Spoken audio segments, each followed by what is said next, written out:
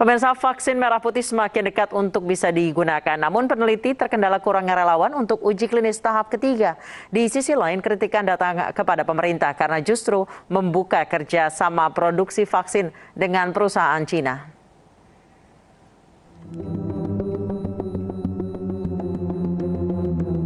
Vaksin karya anak bangsa, vaksin merah putih telah lama dinanti.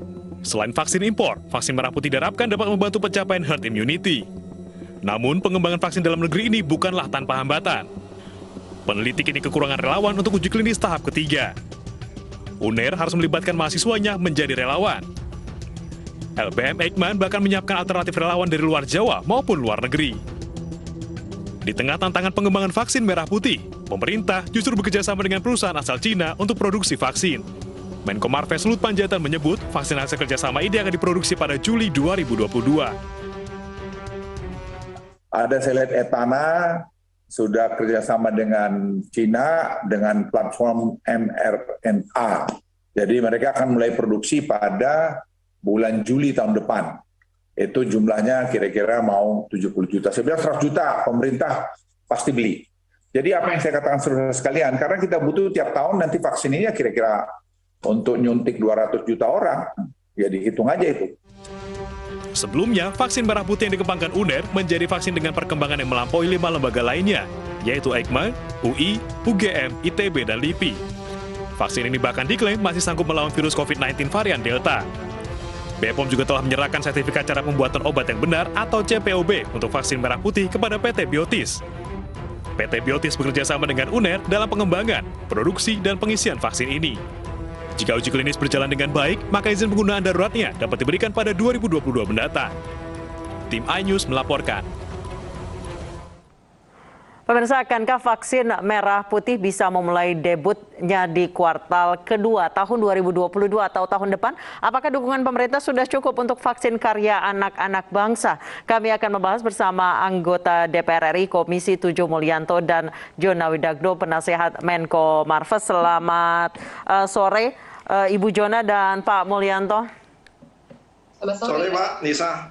Baik, saya ke Pak Mulyanto terlebih dahulu. Pak Mulyanto, mengapa Anda sempat mengatakan bahwa pemerintah lebih fokus ke investasi daripada pengembangan riset dalam negeri, yaitu vaksin? Iya, Mbak, gitu kan beritanya begitu. Ini kan vaksin merah putih kan terus digenjot ya di 7 universitas, lembaga riset. Ya kan, kita sudah dapat kabar terang ini. Sebelumnya kan memang agak maju mundur ya, Eijkman bekerja sama dengan Bio Farma. Terakhir ternyata ini bagus sekali perkembangan riset UNAIR dengan Biotis ya, pharmaceutical. Nah ini sudah siap preklinis. Bahkan diperkirakan bulan Maret 2002 dia produksi massal. Diharapkan sudah selesai mendapat izin dari BPOM-nya. Nah, kan pada saat Maret kita mau entry, bilang April akan berproduksi juga dari Cina, pabriknya di Indonesia. Ini kan kontraproduktif menurut kami. Ya. Sepertinya tidak mendahulukan produksi dalam negeri. Itu perintah itu tidak fokus ya. Jadi kita ini sudah mendekati ujung ya. Riset vaksin merah putih di bawah konsorsium riset BRIN ya. Harusnya kita fokus ini. Ada bagus kita dorong terus. Nanti kalau memang kita mau orientasikan ekspor, lebih bagus lagi vaksin merah putih ini diekspor. Tapi yang utama aja, mari kita siapkan basis produksi vaksin merah putih. Kan begitu, Pak ya. Jangan belum apa-apa sudah bicara cawe-cawe, kita bangun pabrik loh. Ya, itu tip ya. Kalau kami pandangannya itu nggak produktif. Fokus saja produksi dalam negeri ya. Kan industri berjalan baik. Kalau ada transfer teknologi, itu hal yang biasa ya. Saya biasa bekerja menjadi sekjen di Kementerian Riset dan Teknologi ya. Sudah memahami sekali hal seperti itu. Sudah terbiasa, saya pun dokter di bidang nuklir, ya peneliti juga. Jadi justru transfer teknologi itu muncul ketika entitas lembaga kita tumbuh kembang. Dari sana kekurangan-kekurangannya kita peroleh melalui usaha-usaha yang disebut upaya teknologi, baik dari dalam maupun dari luar negeri. Jadi entitasnya, lembaganya sendiri harus tumbuh. Nah, industri adalah sebuah lembaga aktor inovasi yang bisa menarik gerbong banyak hal.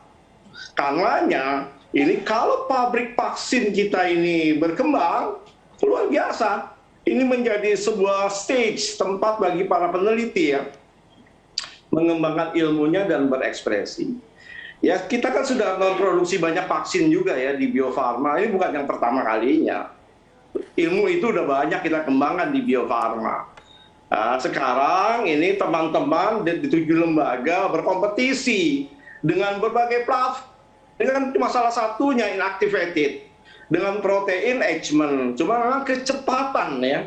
Kecepatan riset ini akhirnya ternyata... Pak Mulyanto, yang Anda takutkan adalah ketika Merah Putih debut, kemudian akan terlibat dengan vaksin hasil kerjasama dengan perusahaan Cina, seperti itu? Iya. Oke, baik. Jadi ini kan langsung dikompetisikan dengan perusahaan dari luar kan.